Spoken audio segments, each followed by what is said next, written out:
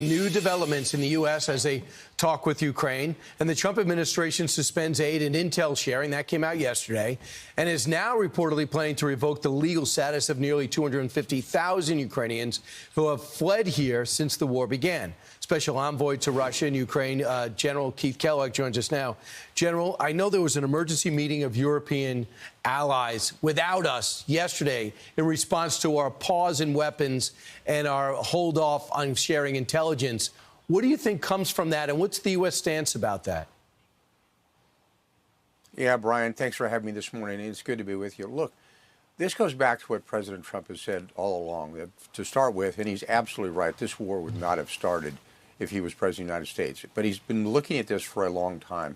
This isn't something he just came into on the 20th of January when he was inaugurated. He's been thinking about it, working about it. I mean, I remember him being on the campaign trail a year ago when we actually talked about it when we went into Iowa.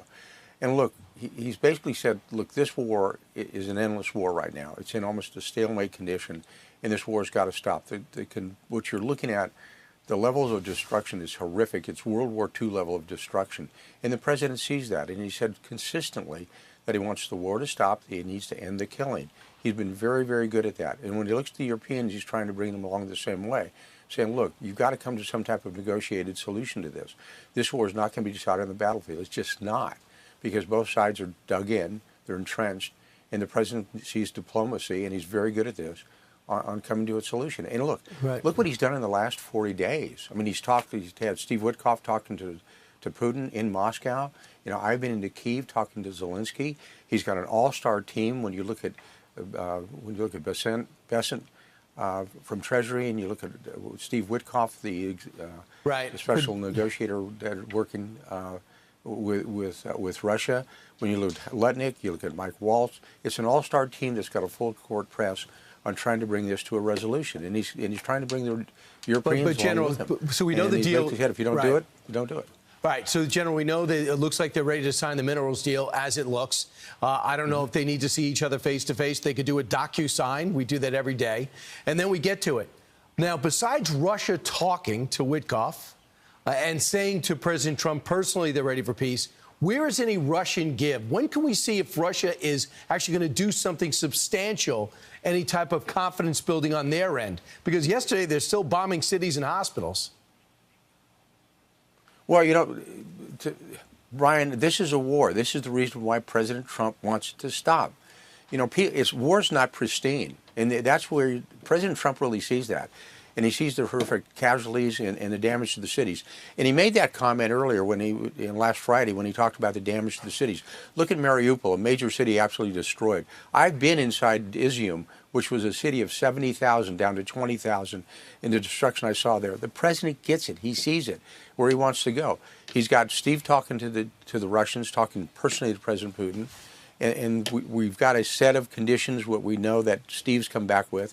We've gone to the Ukrainians and talked to them, and we're going to continue to talk to the Ukrainians to get confidence-building measures that we can bring to the president. And we can say, okay, this is the way it stands on both sides. This is where you want to go. It's not an easy process. It's a really difficult process. The president has said that. You know, he made the comment that the Mideast is kind of easy compared to this. So he's actually working it hard. Right. So he's got a great team in place and synchronized going forward. Now, being that we know where we're at, when do we think we're going to have more Russian talks? When do you think we're going to have the more? Ukraine has already pretty much said, we'll sign the deal, we're ready to talk. So what's the next move with Russia?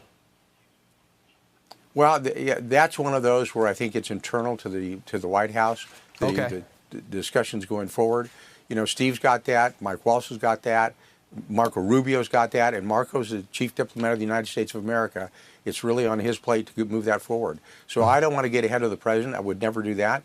This is his decision to make. He's the president, and we'll go from there. But I'll tell you, no American knows more about what this war's been like on the ground than you. You've been doing this as a private citizen. That's why you're the perfect pick. I got to ask you to tap into your years of the military experience for this one, though.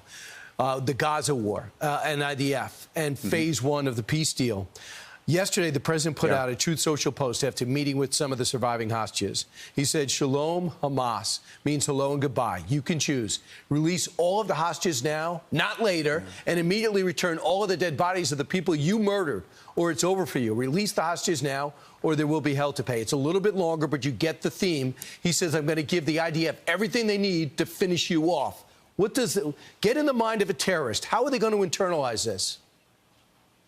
Well, they're not reading the room very well. Look, Eden Alexander is the last American alive that's a hostage, and they've got 4 dead Americans they want to bring back to the United States.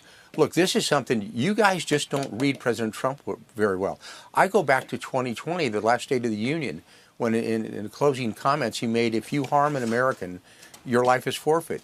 And this months after that, we went and picked up a guy named Philip Watson in Africa. We sent SEAL Team 6 in there just to get one single American. That's the way the president thinks. It's almost like you're not reading the room, you're not reading the individual as president of the United States. He's been very, very clear, and they just don't seem to get it. And he's absolutely right. And the president has called this one right on the money. So if I was Hamas, I'd say, you know something, just release Alexander, get him back to the United States, release the 4 bodies that we believe you still have, and let's close this deal out. Otherwise, you're going to pay a horrible price. But this is not anything new with President Trump. But real it's the quick, way he is. It's the way he operates. Adam Bowler met face-to-face with Hamas leadership. Are you okay with that? And what do you think that does? Yeah, absolutely. Look, Adam Bowler, that's his job to do that. And Caroline Leavitt made those comments yesterday. This is the job of the special envoy for hostage affairs. And Adam's doing that. And Adam's very, very talented to do that. We just want to get the American back. Eden Alexander, he's the last one there. Bring him home. And that's what we're going to do. I think nobody can question, our efforts with Israel and supporting Israel against Hamas and Hezbollah as well, and also Iran. And this is just another step forward. I don't think people should get worried about the technicalities. This is just us trying to finish the job. Well, no doubt about it. The IDF will be the hammer if they do not produce the hostages. Thanks so much, General Kellogg. A lot on your shoulders.